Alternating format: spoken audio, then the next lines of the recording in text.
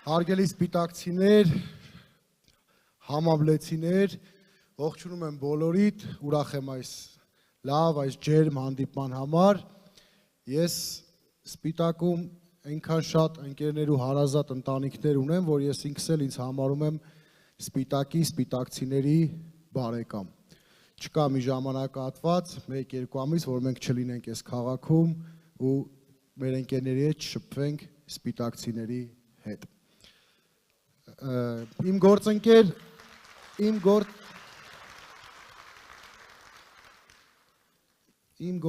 Քրիստինե Վարդյանը արդեն նշեց նախագահ Քոչարյանի ժամանակ աղետի գոտու վերականգնումը, որը այսպես ասած իր կաշվի վրա զգացել է հենց սպիտակցին։ Հենց ավերիչ երկրաշարժն է ամենաշատը զգացել սպիտակցին եւ 98-ից 2008 թվականների վերականգնման աշխատանքները եւս զգացել է հենց սպիտակցին եւ հենց դրա վառ ապացույցը այսօր մենք այս դահլիճում ենք գտնվում, որը նույնպես կառուցվել է նախագահ Քոչարյանի տարիներին։ Դուք լավ գիտեք, որ մեր առաջնորդը Ռոբերտ Քոչարյանը իր խոսքի մարդ է, կամ չի տալիս խոստում, կամ խոստումը տալուց դա կլինի նախընտրական, թե պարզապես առօրյական կյանքում խոստում, այդ խոստումը իրականանալու է կրկնակի, եռակի անգամ ավելի շատ։ Եվ այս ամենն էլ հաշվի առնելով դուք հունիսի 7-ին պետք է կատարեք ճիշտ ընտրություն։ 2018 թվականին խաբելով, սուտ խոսալով այսօրվա իշխանությունները եկան դարձան Հայաստանի Հանրապետության իշխանություն եւ հիշում եք 18 թվի խոստումները, կամերաները փակելով գալիս էին արագաչափերը, դարձան իշխանություն, արագաչափերը կրկնապատկվեց, հասան Երևան, սկսեցին կարմիր գծերը ներկերով փակել, որ կարմիր գծեր չէր լինելու, կարմիր գծերը 8000 դրամից դարձան 160,000 դրամ, պլյուս դրան ավելացավ նաեւ կապույտ գծեր։ Արդեն երկրորդային Արաբկիրում, մյուս համայնքներում եղան կապույտ գծեր, այսինքն այս մարդիկ ինչ ասել են, այս ընթացքում արել են ճիշտ հակառակը։ 2021 թվականի իրենց նախընտրական խոստումները կհիշեք։ Շուշին հետ ենք բերելու, Հադրութը հետ ենք բերելու, անջատում հանուն փրկության եւ այլն։ Ունեցանք դրանից հետո 21 թվականից հետո 2 պատերազմ, կորցրեցինք ամբողջությամբ Արցախը։ 2018 թվականին ասում էին, որ մենք պետք է սատար կանգնենք հայ առաքելական եկեղեցուն։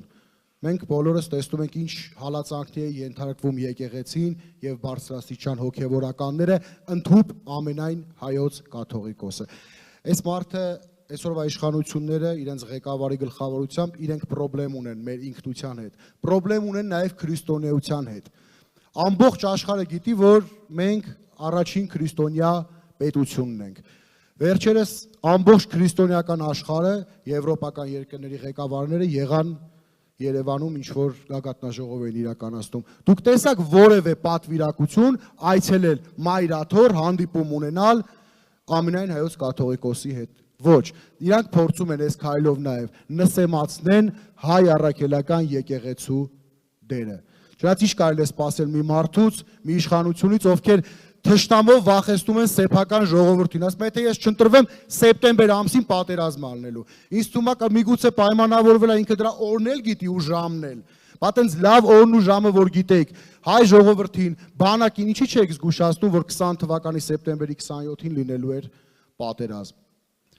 Մի երկու օր երեք էր, ոնց որ նախընտրական սրտիկներով ինչ որ պարադ էր անում, տարբեր երկրներից ինչ որ մի քանի տենց զինատեսակներ էր բերել, զինատեսակների անուններն էլ փոխել, դրել հայկական անուններ, տպավորություն թողնելով, թե ստեղծելով, թե դրանք հայկական արտադրության զենքեր են։ Բոլորս հասկացանք, որ դա նախընտրական շոու էր, նույնիսկ այդ զրահամեքենաները, քշող այդ վարորդները մեջից սրտիկներ էին ցույց տալիս։ Պատկերացնում եք զինվորականները այդ ահեղ զրահամեքենաների վրա նստած սրտիկներ էին ցույց տալիս, ժողովրդին սրտիկներ էին ցույց տալիս միմյանց։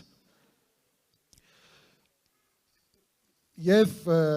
ժողովուրդ ջան, այս ստի կեղծիքի, այս շղթան հունիսի 7-ին մենք շատ մեծ հնարավորություն ունենք կտրելու, որպեսզի չշարունակի, որպեսզի մնանք մենք հայ, մեր ինքնությանը տեր լինենք, կարողանանք նաև մեր ինքնությունը, մեր հայկականությունը ժառանգել մեր սերունդներին։ Շնորհակալ եմ, այդ դեպքում հունիսի 7-ին քվեարկում ենք համար միասին, շնորհակալություն։